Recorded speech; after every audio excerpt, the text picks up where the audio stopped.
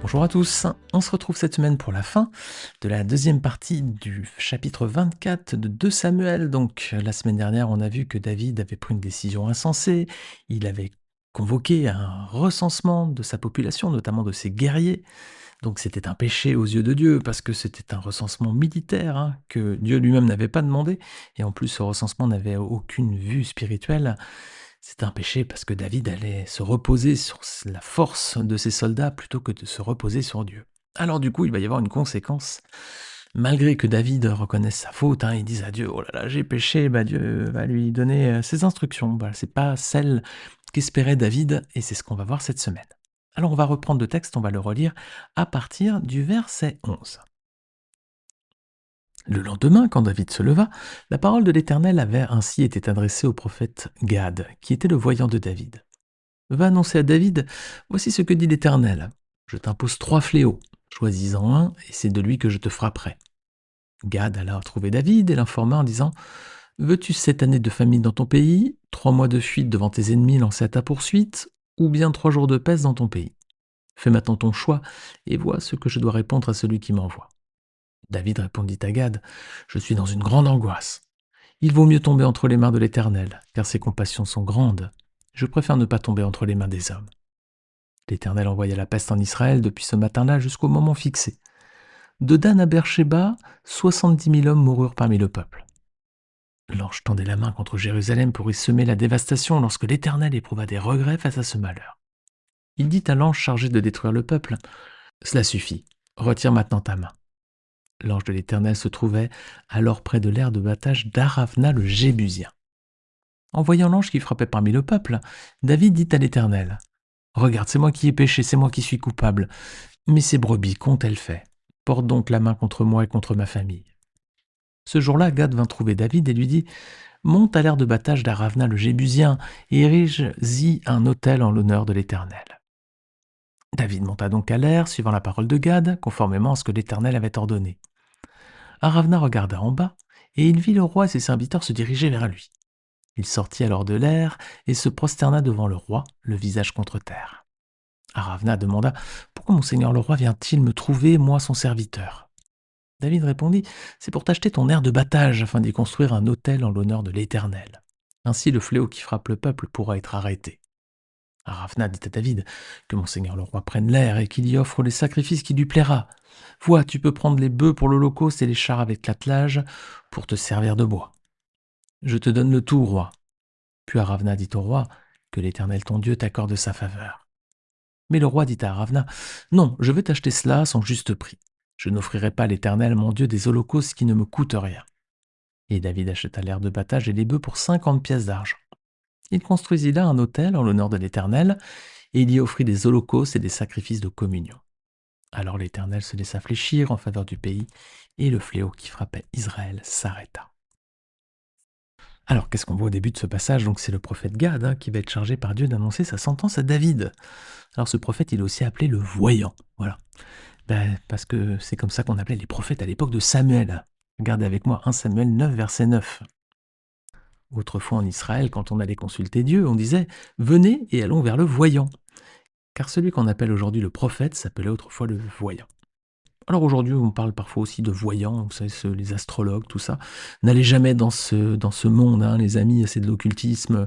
Si vous êtes chrétien ou si vous avez la crainte de Dieu, n'allez surtout pas dans ce monde des esprits mauvais. Là, on est dans un monde démoniaque. Restez dans la parole de Dieu, dans la Bible. Tout ce que Dieu a à vous dire se trouve dans sa parole, qui est déjà consignée dans l'Ancien et le Nouveau Testament. Pas besoin d'aller voir ailleurs ou d'aller voir d'autres personnes.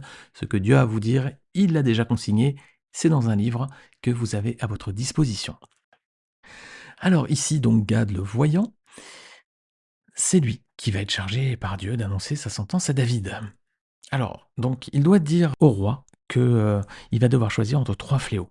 7 années de famine, 3 mois de lutte contre ses ennemis ou 3 jours de peste. Alors c'est dégressif, 7 années, 3 mois, 3 jours.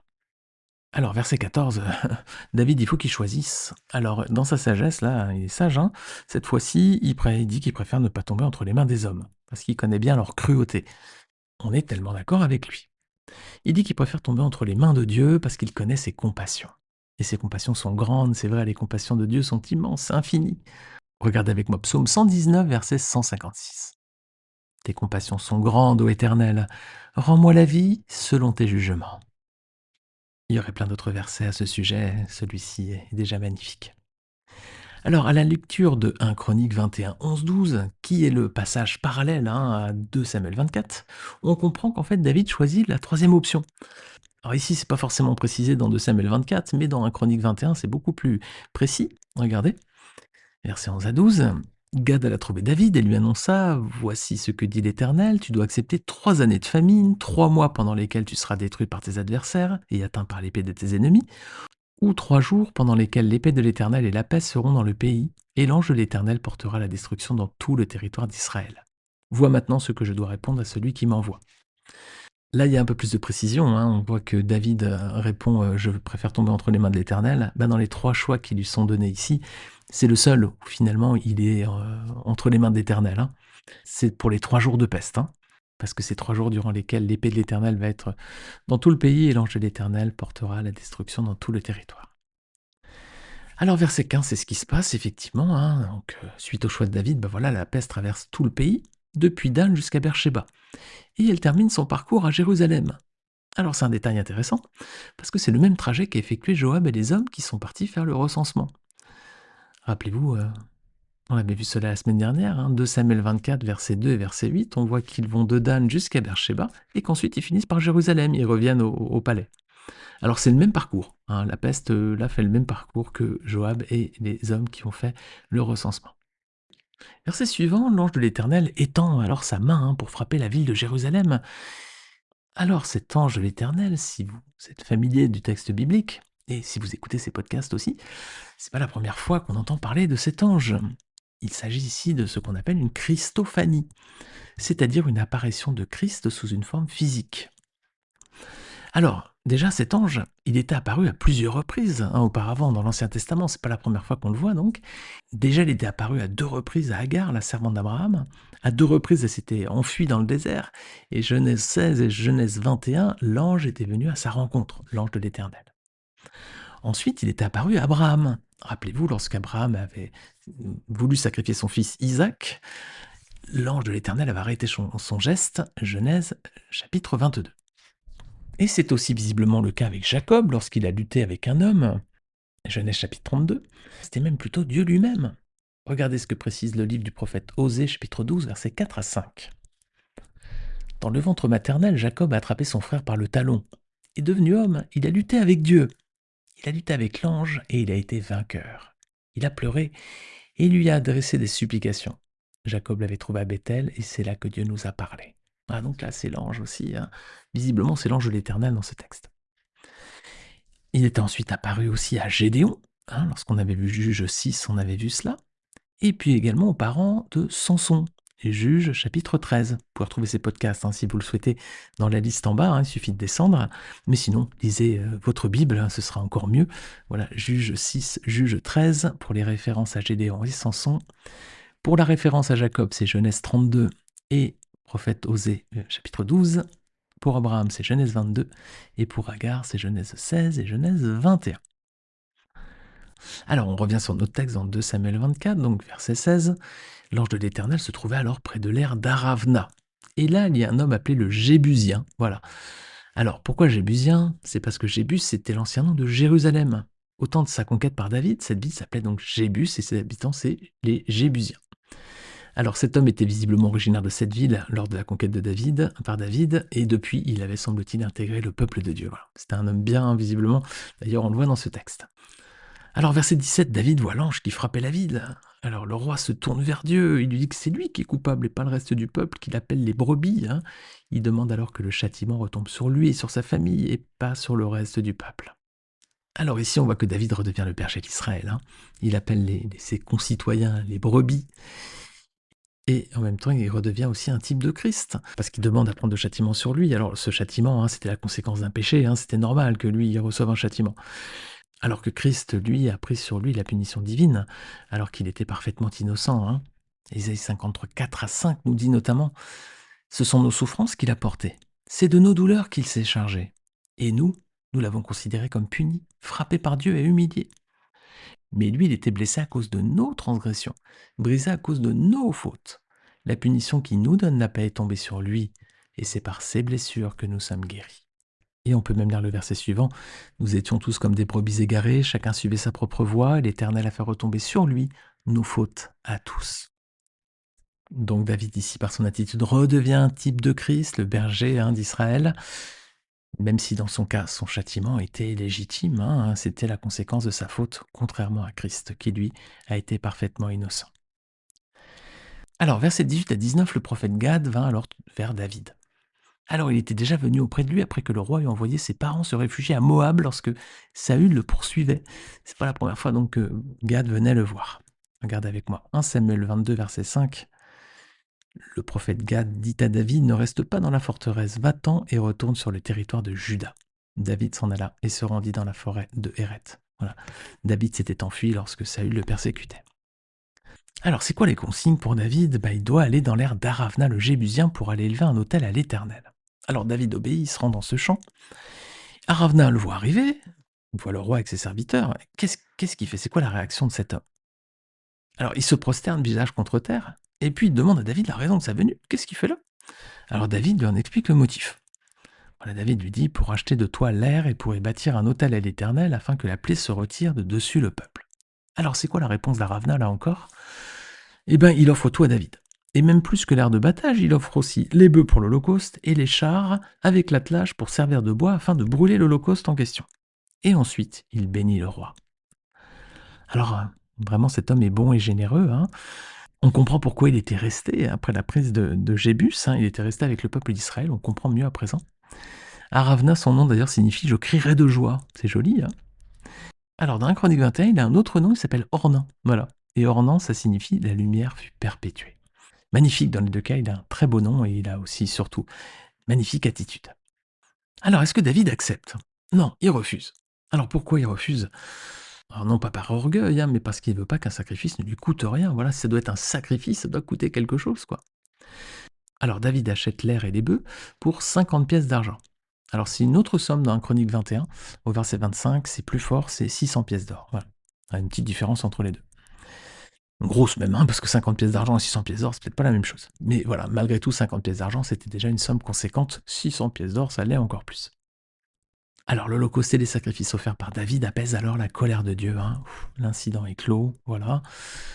Mais 10 siècles plus tard, au même endroit, va avoir lieu un autre sacrifice bien plus important encore. Alors, on va s'arrêter justement sur cet endroit géographique, l'aire donnant le Jébusien, ou Aravna le Jébusien. En fait, c'est le mont Morija. Et c'est déjà là que Dieu avait demandé à Abraham de sacrifier son fils Isaac, dans Genèse 22. Alors déjà à l'époque, c'était une préfiguration, ce geste. C'était une préfiguration de l'acte qu'accomplira Dieu plus tard en sacrifiant son fils Jésus à proximité, juste à proximité, à Golgotha. Le mont Morija, c'est vraiment juste à côté de Golgotha. Et à présent, ici, David offre un holocauste aussi et des sacrifices. Alors là encore, au même endroit que Abraham avait fait ce geste aussi, et bien là encore, donc c'est une préfiguration du sacrifice à venir de Jésus à la croix. Quand il donne sa vie sur la croix, Jésus, le Fils de Dieu, expie les péchés du monde. Il met fin finalement au châtiment qui reposait sur nous. Et son sacrifice parfait apaise, là encore, la colère de Dieu. Et elle nous permet d'être réconciliés avec notre Créateur, parce que nous avons à présent un défenseur auprès de lui. Regardez 1 Jean chapitre 2, versets 1 à 2. Mes petits enfants, je vous écris cela afin que vous ne péchiez pas. Mais si quelqu'un a péché, nous avons un défenseur auprès du Père, Jésus-Christ le juste. Il est lui-même la victime expiatoire pour nos péchés, et non seulement pour les nôtres, mais aussi pour ceux du monde entier. Voilà, donc à cet endroit, le mont Morija, à l'époque d'Abraham, il y avait déjà eu un premier sacrifice, Isaac, qui était une préfiguration. Alors, il n'avait pas été sacrifié. L'ange de l'Éternel avait arrêté Abraham avant qu'il frappe son fils. Mais c'était déjà une préfiguration du sacrifice qui allait venir à Golgotha quelques siècles plus tard. Et donc ici, on a David qui, sur le mont Morija, là encore, va faire un holocauste, va sacrifier des animaux en rançon pour le péché, pour apaiser la colère de Dieu. Et c'est là donc, juste à proximité, à Golgotha, que Jésus accomplira le sacrifice parfait qui, lui, met définitivement fin à la colère de Dieu sur les pécheurs. Alors si vous n'avez pas encore fait la paix avec Dieu, faites la paix sans tarder avec lui, c'est possible uniquement par le sang de Jésus qui a coulé sur la croix pour nous. Alors, pour finir, les amis, quel est le message principal de ce chapitre 24 dans le deuxième livre de 2 Samuel? Eh bien, il y a plusieurs enseignements importants ici. Tout d'abord, on doit savoir écouter les conseils des autres. C'est une marque de sagesse. Rappelez-vous, la semaine dernière, on avait vu que David n'avait pas écouté Joab et ses hommes. Pourtant, c'était pas les plus spirituels, hein, surtout Joab.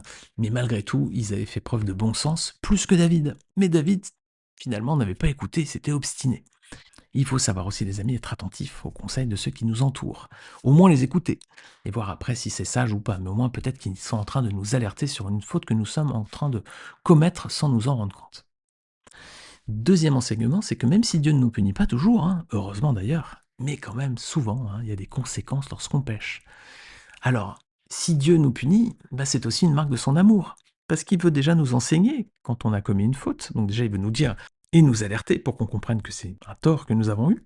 Et puis c'est aussi pour nous éviter de continuer à suivre un mauvais chemin. Parce que si on sait que on commet quelque chose qui est mal et que le Seigneur n'est pas d'accord et nous punit, on va arrêter. Mais si on sait qu'on fait quelque chose de mal et qu'il n'y a pas de punition, on continue. Et c'est souvent le problème qu'on peut voir dans le monde qui nous entoure, hein. S'il y a des personnes qui commettent des délits et que la justice ne réprimande pas, bah, les gens continuent. Et si vous avez des enfants, vous savez comment c'est. S'ils font des bêtises et que vous ne leur dites rien, ils vont continuer. Donc la sagesse, c'est aussi de savoir punir lorsqu'il y a une faute. Et c'est ce que Dieu fait ici avec David. Troisième enseignement, c'est cet homme, hein, Ornan ou Ravna, selon les passages, voilà, Ornan le Jébusien. Bah, son attitude, son personnalité nous montre qu'on doit être généreux, nous aussi, hein. Surtout en ce qui concerne déjà le royaume de Dieu et ses enfants. On doit faire preuve de générosité, de libéralité, mais aussi plus largement, hein, pour tous ceux qui nous entourent. Regarde avec moi Luc 6, verset 38. C'est notre Seigneur et Sauveur Jésus-Christ qui parle et qui dit « Donnez et on vous donnera. On versera dans le pan de votre vêtement une bonne mesure, tassée, secouée et qui déborde, car on utilisera pour vous la même mesure que celle dont vous vous serez servi. » Alors voilà les amis, soyons généreux. Quatrième enseignement, l'exemple de David cette fois, qui nous montre qu'on doit savoir reconnaître nos fautes et les confesser à Dieu. Voilà, il a confessé sa faute, il a demandé pardon à Dieu. Alors l'Éternel ici n'a pas choisi de tourner la page, il a choisi de le punir. Et si c'est le cas dans nos vies aussi, si on confesse nos fautes et que Dieu nous punit malgré tout, eh bien comme David, on doit accepter sa décision, ne pas nous révolter et revenir à lui. Eh bien, à présent, David s'est porté acquéreur de ce chant, et c'est un événement important, les amis. C'est pas un événement mineur, c'est un événement important, majeur, parce que c'est à cet emplacement que son fils Salomon va construire le temple quelques années plus tard. Regardez, si on revient dans 1 Chronique 21, qui est le passage parallèle, hein, à 2 Samuel 24. On arrive tout en bas de 1 Chronique 21, et bien on va au verset suivant. Hop, regardez ce que dit le texte, c'est la suite. David dit, c'est ici que sera la maison de l'Éternel Dieu. C'est ici que sera l'autel des holocaustes pour Israël. Et c'est bien là que Salomon va bâtir le temple quelques années plus tard. Regardez avec moi pour finir 2 Chroniques chapitre 3 verset 1. Salomon commença à construire la maison de l'Éternel à Jérusalem sur le mont Morija, où il était apparu à David son père. David y avait préparé un emplacement sur l'aire de battage d'Ornan le Jébusien. Eh bien ce sera la suite de l'histoire les amis. Alors quant à nous, on est arrivé à la fin d'étude de ce livre magnifique dans 2 Samuel. Donc on a fait un Samuel, puis là maintenant on termine 2 Samuel. C'est un livre merveilleux, vous l'avez vu. Et ben, il est venu à présent le temps d'en faire la synthèse. Et c'est ce que je vous propose de faire ensemble la semaine prochaine. J'ai hâte de vous retrouver pour cette dernière étude dans ce livre de 2 Samuel, en attendant que le Seigneur vous bénisse et que nous méditions bien sur ces passages, hein, en nous rappelant qu'ils préfigurent déjà la venue, la vie et la mort de notre Seigneur et Sauveur Jésus-Christ, lui dont David est aussi un type. On se retrouve, Dieu voulant, la semaine prochaine pour la fin de l'étude de ce chapitre. Bonne semaine à tous, que le Seigneur vous bénisse.